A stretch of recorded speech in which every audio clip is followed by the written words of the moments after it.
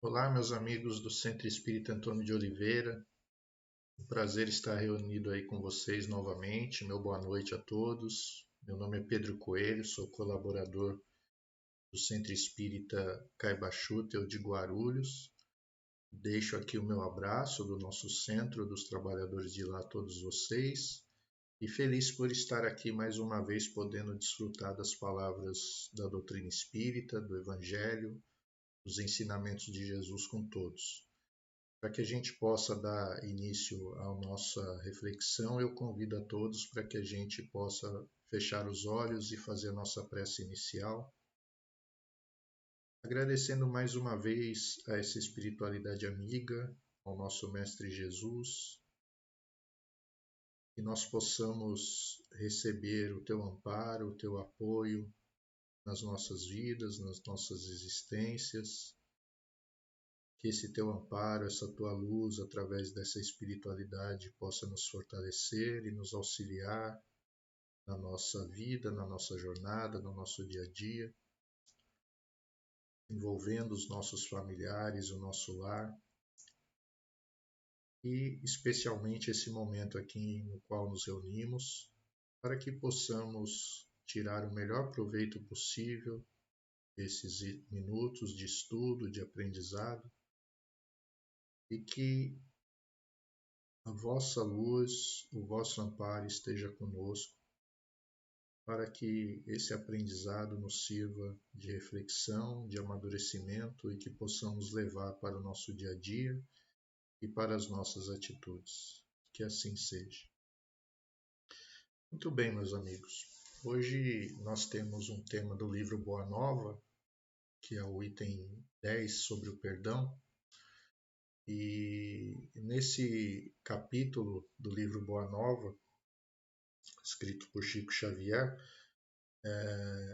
conta a passagem em que Jesus, né, na sua missão, no seu trabalho, acabou por também, além de favorecer a grande maioria de espíritos, de pessoas sofredoras que haviam naquele momento, naquela época, como em tantas outras da humanidade, mas o texto fala que Jesus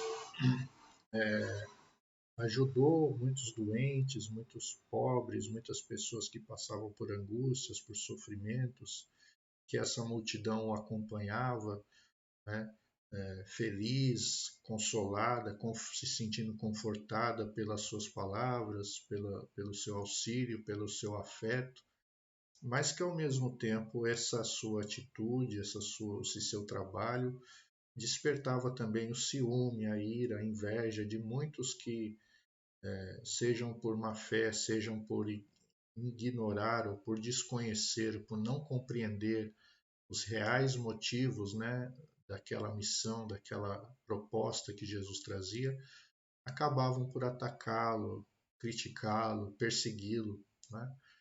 Então, muitos acreditavam que ele não era mais do que um revolucionário que queria subverter o sistema, subverter a ordem das coisas. Muitos acreditavam que ele era um inimigo político dos romanos, do império, né? Muitos acreditavam que ele era um feiticeiro, que ele era alguém que estava ali já com práticas nebulosas, com práticas hereges, né? Com práticas que iam contra o judaísmo. Muitos viam nele um charlatão. Então, é possível imaginar que Jesus tenha sofrido também muitas críticas duras, né? Muitas perseguições e criado muitos inimigos que acabou por culminar naquilo que foi a sua morte, a sua crucificação. Ali foi uma conjunção de interesses e fatores que fizeram que, que ele chegasse àquele ponto. A causa, a raiz de todos esses interesses e fatores estão necessariamente naquilo que a doutrina espírita nos ensina, que é o orgulho e o egoísmo humanos. E claro que dentro desse contexto os apóstolos se preocupavam com isso, né? E cada um tinha a sua visão, né, própria daquela situação e daquele momento e se manifestava e se comportava de forma diferente. Então o texto fala de que Pedro E Filipe tinha uma atitude mais intempestiva em relação a essas perseguições e essas críticas, e se viam na obrigação de defender Jesus, né? De defender as ideias de Jesus. E muitas vezes acabavam entrando em conflitos verbais, em discussões, em debates, por entenderem que essa era a forma de poder fazer com que o evangelho, com que aqueles ensinamentos do mestre fossem ouvidos e fossem entendidos. Mas Jesus não se abalava com isso e não se preocupava com isso, até que em determinado ponto eles próprios foram indagar Jesus, né? De que, ó mestre, estão falando coisas horríveis do Senhor, né? Estão falando que o Senhor é um mensageiro de Satanás, que o Senhor é um revolucionário aí, alguém que quer simplesmente subverter o sistema, né? Que o Senhor é um herege, que o Senhor é um charlatão, e nós não concordamos, nós não aceitamos isso. E Jesus, então, docemente, né, seu propósito, mostra para eles que a forma que havia de se modificar isso era não entrando em conflito, mas continuando trabalhando em prol do semelhante, né? Fazendo algo através das próprias atitudes que pudessem modificar, né, e exemplificar para os outros aquilo que eles realmente professavam e defendiam. E nesse momento, ambos questionam Jesus, dizem assim: puxa, mas muitos deles, né, não têm essa postura para conosco, não têm essa condescendência para conosco, né? São muito duros. E Jesus diz então da necessidade de perdoar essas pessoas. O próprio Filipe fala que entre eles mesmos havia às vezes discordâncias, divergências, né? No texto ele diz assim para Jesus que ele era visto como o brigão da turma, né? Como aquele que ia discutir com os outros, que ia levantar os debates, acalorar os debates, né? E Jesus então pergunta para ele, diz: Filipe, mas você esquece um pouco os outros e pensa em você. Você se considera alguém que já edificou o reino de Deus dentro de você, né? E Filipe diz certamente que não. Ele falou, então a gente não deve se preocupar com o que o outro, né, faz ou deixa de fazer. Nós devemos nos preocupar com aquilo que nós estamos edificando dentro de nós.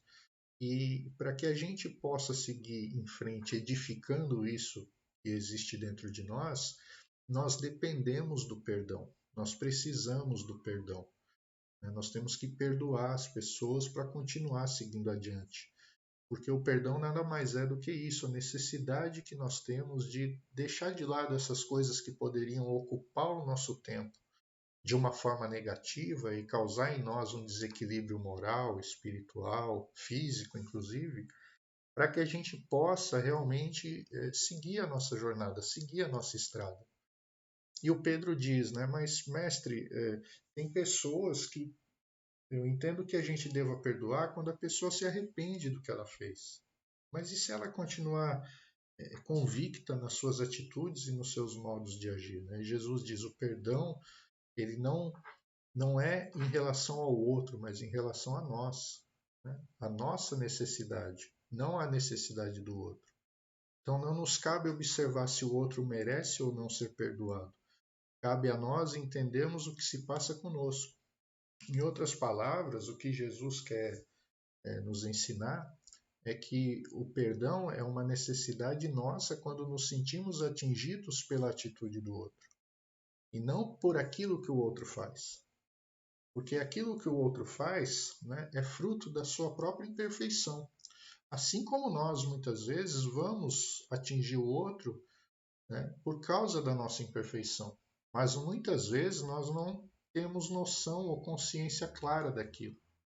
Quantas palavras, quantos gestos, quantas coisas muitas vezes nós fazemos, né, e não nos damos conta de que aquilo pode machucar alguém, pode ferir alguém. Né? Uma palavra mal colocada, uma brincadeira na hora errada, né? Uma atitude intempestiva, uma atitude agressiva, né? Uma palavra mais áspera. muitas vezes fazemos isso acreditando que ainda estamos certos naquilo que estamos fazendo. E sem perceber que isso pode ferir os sentimentos das outras pessoas. Então percebam, nem sempre o que o outro faz, ele faz diretamente para me atingir, diretamente para me machucar. Né? Por que me machuca? Porque existe em mim ainda uma imperfeição, uma fraqueza de natureza moral, né? Alimentada pelo meu egoísmo, pelo meu orgulho, pela minha vaidade, que abre uma porta para que aquele gesto daquela pessoa me atinja diretamente, né? E que eu me sinta ofendido. Então a ofensa é isso. É algo que o outro faz que não necessariamente está direcionado para mim, né? E que me atinge pela minha fraqueza moral. Bom, o que isso significa então? Que as pessoas podem falar e fazer o que quiser e ofender e machucar as outras porque a responsabilidade é de quem é ofendido. Não, não é esse o propósito, não é esse o raciocínio. Não é? Existem, para esse tipo de conceito, existem graus, né? Existem gradações, nuances, existem situações em que são claramente entendidas como um ato de agressão, né, de abuso do poder, da liberdade e que fere o direito do outro, e isso a sociedade, né, vai trabalhando ao longo do tempo e vai entendendo e amadurecendo esse conceito de tal forma que certos comportamentos, certas atitudes já não são mais aceitas coletivamente e realmente aquilo que era algo que deveria ser tratado, né, no campo das relações passa a ser tratado no campo das leis. Né? Então, quando a gente fala em algo, alguém fazer algo e ofender o outro, a gente está falando no campo das relações humanas, né? Naquilo que ainda fere os nossos sentimentos, as nossas vaidades, mas não naquilo que nos atinge, nos desmoraliza e nos humilha física e moralmente, como crimes mais graves, né? Vou dar um exemplo aqui, por exemplo, o racismo, o preconceito, né? A discriminação de cor, de raça, de orientação sexual, que já são conceitos que foram tratados dentro da sociedade e que coletivamente a gente está aprendendo a aperfeiçoar e amadurecer isso para que as pessoas não confundam liberdade de expressão com liberdade de agressão. Mas do que nós estamos falando aqui são daqueles pequenos relacionamentos na nossa vida, né? Onde nós nos deparamos com as fraquezas humanas, com as dificuldades humanas, e que muitas vezes nós damos importância demais, justamente por causa dessa dificuldade que nós temos de nos concentrarmos naquilo que realmente nós necessitamos, né? Transferindo para o outro a responsabilidade dessas nossas dificuldades, quando na verdade não é uma dificuldade. Então Jesus fala do perdão justamente porque é algo que a gente necessita o tempo todo. Seja nessas situações mais graves que eu citei, né, onde a própria sociedade entende que é algo grave, algo que precisa ser punido. Seja naquilo que faz parte do nosso dia a dia e que vai nos atingindo, né, nas nossas fraquezas e nas nossas imperfeições, o perdão ele é sempre uma necessidade. Né? Nós precisamos aprender a perdoar para seguir adiante.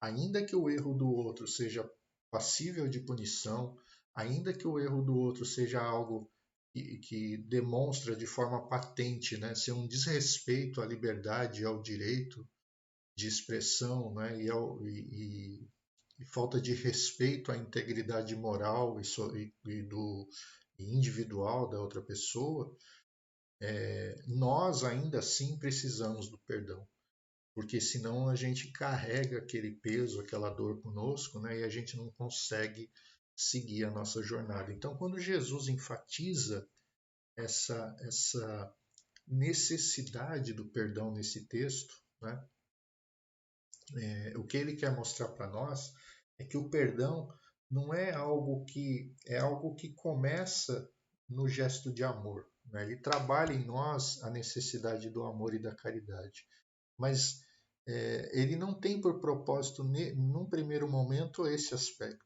Né? Eu não perdoo porque eu quero amar o outro. A gente precisa ser sincero conosco. Quando a gente está chateado, magoado com outra pessoa, e a gente se esforça por perdoar a outra pessoa, é porque nós precisamos tirar primeiro de dentro de nós aquele peso, né? Aliviar o nosso fardo para que a gente possa seguir a nossa estrada. E quem sabe, mais leve, seguindo a nossa estrada, ali na frente a gente vai começar a olhar para o outro de uma forma diferente.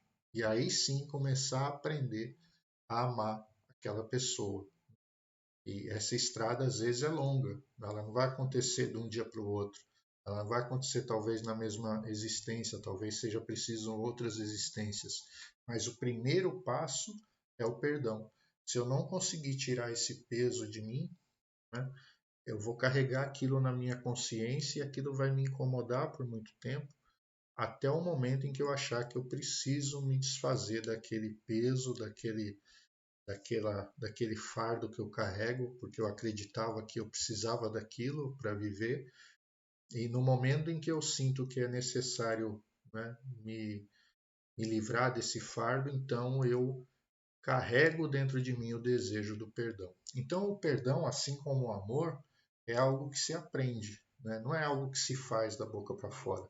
Não é algo que a gente aprende da noite para o dia, né? Principalmente, dependendo principalmente do que realmente nos machuca, nos toca, né? E dependendo da experiência de cada pessoa e do que cada pessoa está vivendo, né? Então, a gente não pode julgar aqui e dizer que não, perdoar basta querer e sair perdoando. Não. O perdão, como eu disse, ele está baseado na lei do amor. E tudo que está relacionado à lei do amor requer de nós um esforço, um sacrifício e um aprendizado. Então hoje a gente vai começar a perdoar de uma forma, né? E nós vamos aperfeiçoando esse perdão na medida em que vamos amadurecendo, na medida em que vamos crescendo como espíritos.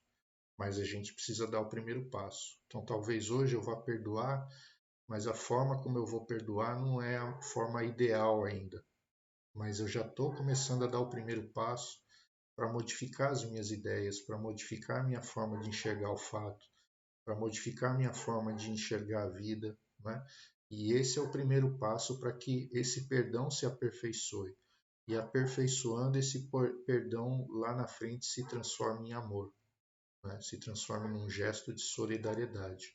Então, dois seres que antes se antagonizavam lá na frente, quem sabe, vão se tornar, né, afins e um auxiliar o outro. Por isso que tudo na lei de Deus é perfeito, né? Porque eu aprendo até tudo aquilo que eu aprendi no ato de odiar, desprezar, né, e fazer mal ao outro, eu uso lá na frente porque eu aprendi a conhecer o outro nas suas fraquezas e nas suas dores, mas agora eu vou usar isso para aprender a ajudá-lo, auxiliá-lo e ampará-lo no seu caminho. Essa é a reflexão que Jesus então deixa para todos nós nesse capítulo sobre o perdão.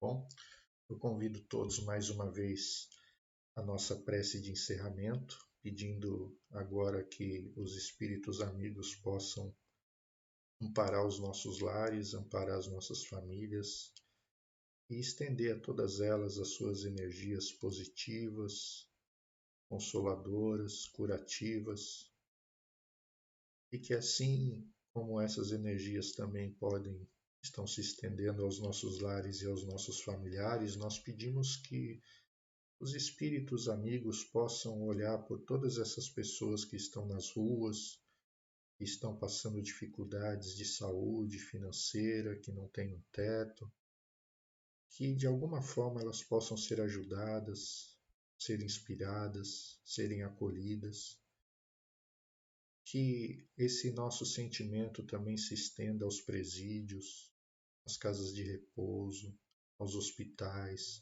aos trabalhadores da saúde, aos trabalhadores da segurança, às pessoas que precisam sair para trabalhar nesse momento tão crítico que estamos vivendo. E se estenda também aos nossos governantes, aos nossos líderes, que eles possam se conscientizarem das suas responsabilidades, do seu papel na sociedade, e que esse nosso sentimento se estenda a todo e qualquer espírito que necessite, Mestre Jesus, do seu amor, da sua luz, do seu amparo, porque todos nós sabemos que necessitamos disso nos dias de hoje. Com isso, nós te agradecemos mais uma vez por essa oportunidade de estarmos aqui reunidos em seu nome para aprender um pouco mais sobre a doutrina dos Espíritos e pedimos licença para encerrar esse nosso estudo da noite de hoje. Que assim seja. Um grande abraço a todos, fiquem com Deus e até uma próxima oportunidade. Muito obrigado.